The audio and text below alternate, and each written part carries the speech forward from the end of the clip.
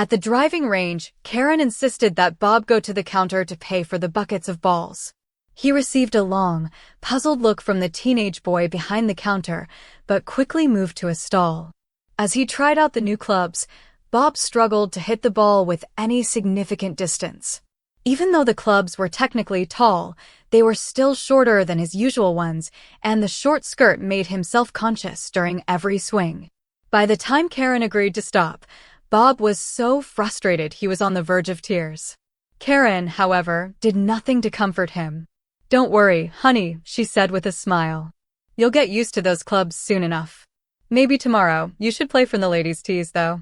You look much more at home in your darling outfit on the red tees than on the championship tees." Before bed, Karen instructed Bob to paint his toenails a bright purple color, 3 plums. I win by OPI.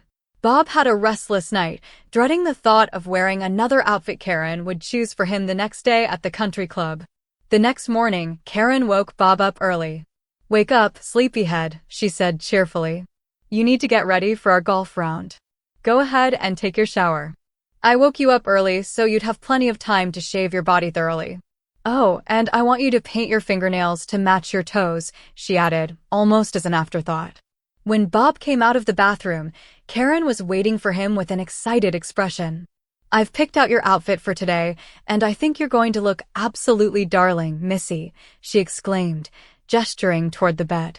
Bob walked over to the bed, where he saw the outfit laid out for him. It was a pair of very lightweight cotton shorts with a floral pattern in shades of purple, red, pink, and green. The matching top was a white sleeveless polo with piping around the collar and armholes.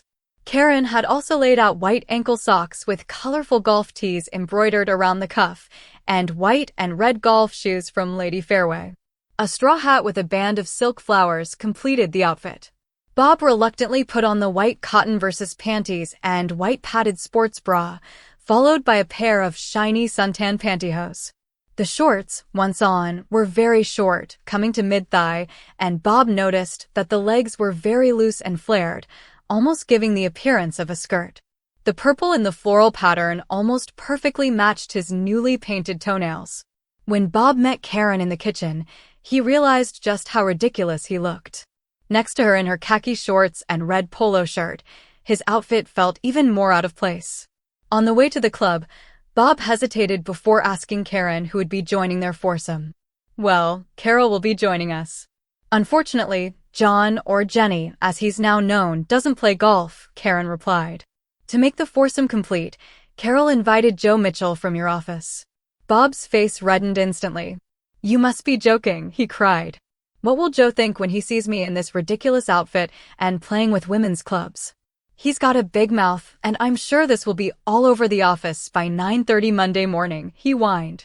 "Well, you and Joe used to play together all the time, so when Carol suggested that we invite him, I thought you wouldn't mind," Karen said, her voice calm but knowing.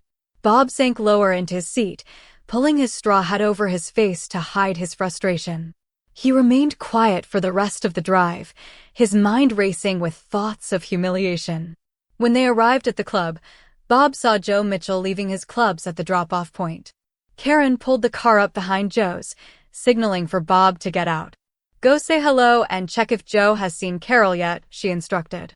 Bob's heart sank as he got out of the car. As soon as he stepped into view, Joe recognized him and waved. "Nice outfit, Bob," Joe teased. "I didn't know you were wearing this full-time now. Looks like you've got the whole sissy thing down." Bob forced a smile, doing his best to hide his embarrassment. "Hello, Joe. Have you seen Carol?" he asked, trying to move the conversation along. "Yeah, she's in the clubhouse getting the carts ready. She said she had some things to discuss with Karen, so I guess I'll be your cart buddy. Hope you can keep your hands to yourself." Joe continued with a wink. Bob blushed deeply and mumbled a quiet thanks before walking off, trying not to let Joe's teasing get under his skin. The round of golf that followed felt like the longest of Bob's life. He struggled with the new clubs, which were shorter than his regular ones, making it hard to hit the ball as far as he normally would.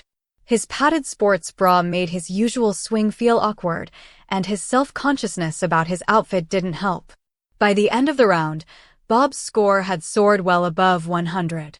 His frustrations only deepened, especially as he continued to play in such feminine clothes. After the game, Karen insisted that they head to the 19th tee for a drink, but Bob knew that meant walking through the locker rooms and past the men's lounge. As they entered the clubhouse, one of the club pros called out, "I think you're in the wrong locker room, Mississippi. You know the club rules, no ladies in the men's lounge." Bob's face turned crimson, but he tried to ignore the laughter coming from the lounge as he made his way to the bar where Carol and Karen had already chosen a table. Joe pulled out a chair for Bob to sit, and though Bob was uncomfortable with the gesture, he couldn't shake the feeling that Joe's attitude was beginning to shift. At first, Joe had teased him, but now he seemed interested. During the round and even now at the bar, Joe's playful touches on Bob's leg seemed more deliberate, making Bob wonder if his old friend was actually attracted to him in his new, more effeminate state.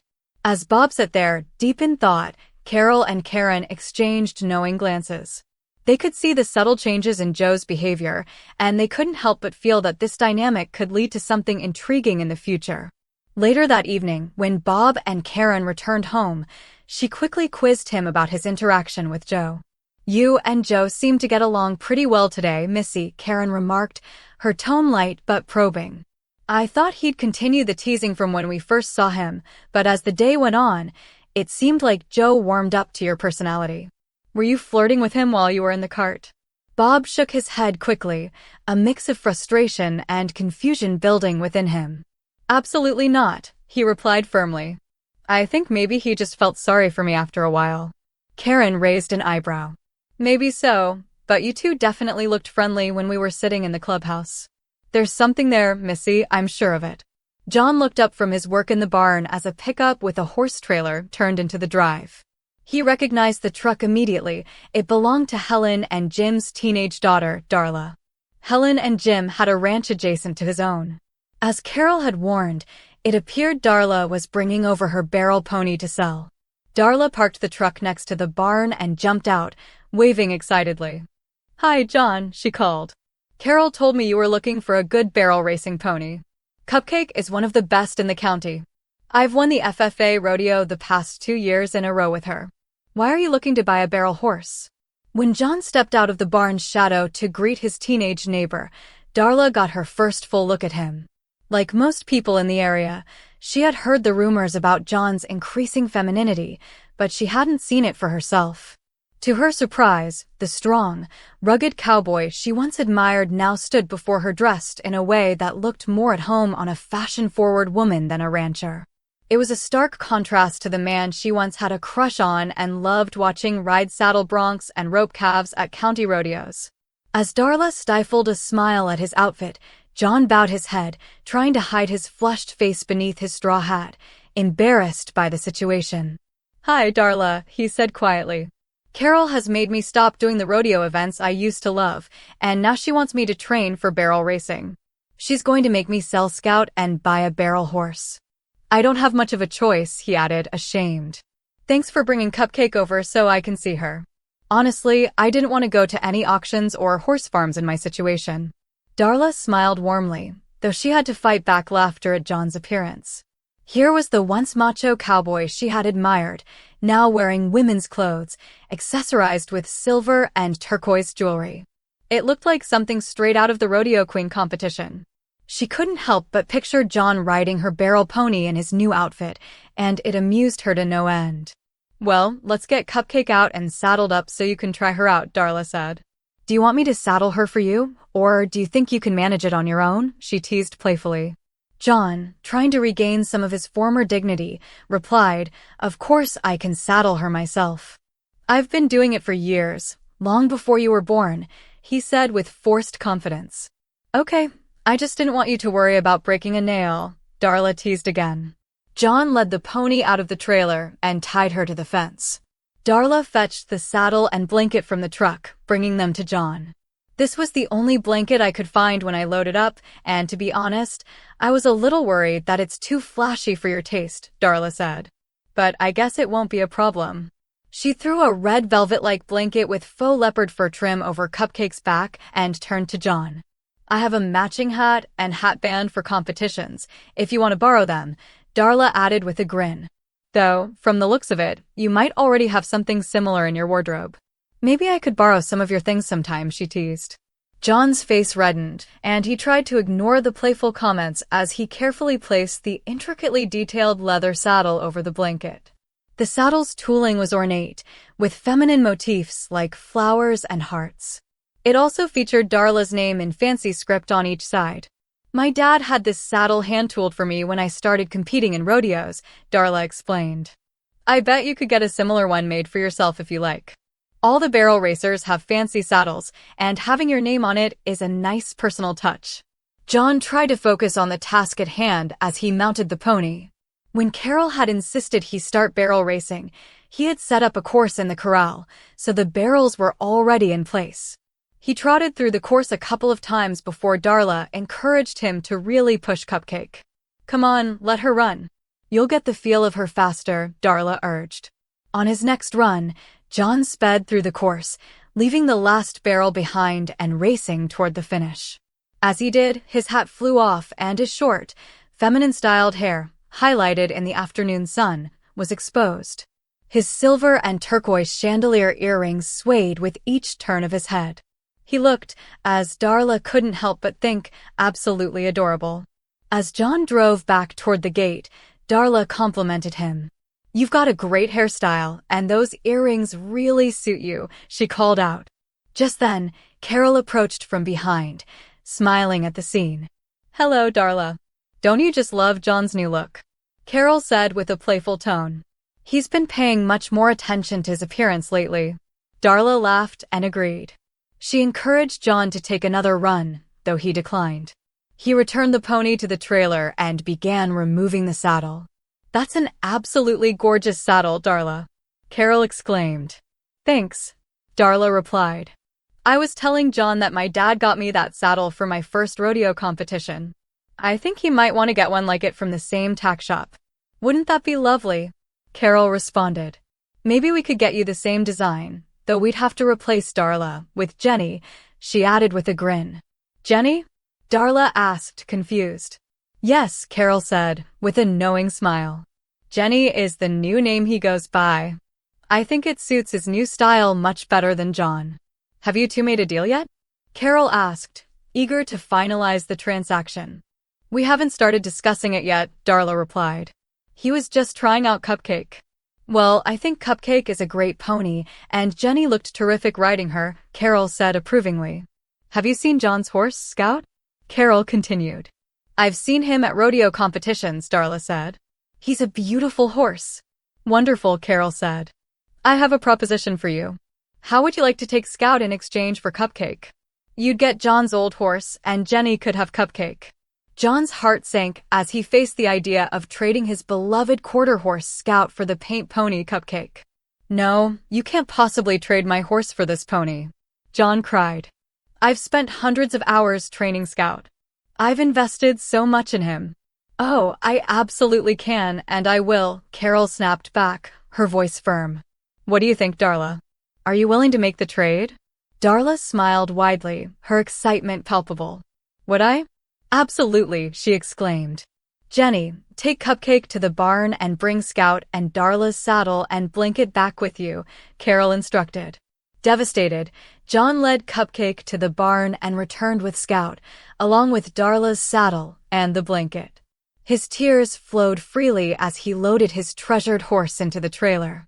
As he placed the saddle and blanket into the truck, Darla thanked him, offering a small consolation. You can borrow my fancy blankets anytime, but you'll need your own matching hats and hat bands. Mine won't fit you, Darla teased, clearly finding some humor in the situation. As Darla drove away with Scout, Carol grinned at the emotional toll it had taken on John. Don't worry, we'll go shopping for some new competition outfits and get you some matching blankets for your new pony, she said playfully. As Bob drove to work, memories flooded his mind of the many pranks he and his old colleagues had played on the secretaries at the office. There were the jokes, the harmless tricks, and the constant teasing that had been part of the office culture. Bob couldn't help but laugh at the mischief from days past, like the time they had placed saran wrap over the toilets in the women's bathroom, or when they had installed minicams to prank the girls. It had always seemed like harmless fun back then. But now, as Bob drove to work, those days felt far behind him. He couldn't shake the nervousness about the meeting with his boss, Laura. After all, she had been one of the victims of their pranks, and Bob worried that the tables might be turned on him. When Bob arrived at the office, he got to work on his new responsibilities, delivering coffee and restocking supplies for the women in his department. He was dressed in a khaki women's pantsuit over a purple silk blouse, the most feminine outfit he could imagine. As he bent over the copy machine to refill the paper trays, he felt a sharp pinch on the back of his pants. Before he could react, he heard Joe Mitchell's voice behind him. "Cute outfit, Bobby," Joe teased. "I just had to see your pretty new look. Looks like you're all in with the ladies' style now, huh?" Bob's face flushed crimson as he struggled to zip his pants back up, trying to hide his embarrassment. "Joe, please don't do that. I can't have anyone else seeing this," Bob whispered, his voice shaky with frustration. Joe laughed softly, clearly amused. "I'm not trying to embarrass you. I just couldn't resist. I think it's kind of special that I get to see this side of you, just between you and me, of course." Bob could barely contain his emotions, and as Joe walked away, he patted Bob on the back with an almost playful gesture. "I'll see you later, Missy," Joe called over his shoulder. Bob didn't know what to make of that interaction. Was Joe teasing him, or was there something more going on? The uncertainty nagged at him, but he couldn't focus on that now, not with the meeting with Laura looming over him. At the scheduled time, Bob checked in with Laura's assistant, Amy, who teased him about his outfit as she led him into Laura's office. Amy complimented his shoes, brown woven leather flats with a slight heel, and Bob could feel his nerves growing as he walked into the office. When he sat down across from Laura, the short chair seemed to accentuate the power dynamics, with Laura looking down at him from behind her large desk. Bob fidgeted nervously, and Laura observed him carefully. "Bob," Laura began, her tone serious, "I've been monitoring your performance, and I have some concerns. Productivity has been slipping. Can you explain what's going on?" Bob's throat tightened. "Well, Laura," he started, "there's been a lot on my mind lately, and it's affecting my work. I'll try to get back on track as soon as possible." Laura raised an eyebrow. "I've also noticed some changes in your behavior, changes that I'm sure others have noticed as well. Your appearance, for example. You're dressed in a women's pantsuit, blouse, and shoes. I can see pantyhose under your cuffs, and when you walked in, I noticed your visible panty lines. Bob, you're dressing like a woman. Is everything okay at home? Do you need to share something with me?" Bob's face turned even redder. I didn't mean for things to get like this," he stammered. "My wife, Karen, insisted I adopt a new style after I participated in a dance competition. She's been encouraging me to wear more feminine clothes. I don't have much of a choice in the matter." Laura leaned back in her chair, studying him carefully. "I see," she said thoughtfully. "You remember the way you treated everyone in this office when you were on top, right? The pranks you and your friends played on the women in this department? It's a bit ironic, isn't it? You were the one doing the teasing, and now look at you." Bob was struggling to hold back tears, his face burning with shame. "I know I wasn't kind in the past, but I've changed. I swear I've changed," he pleaded. Laura smiled knowingly.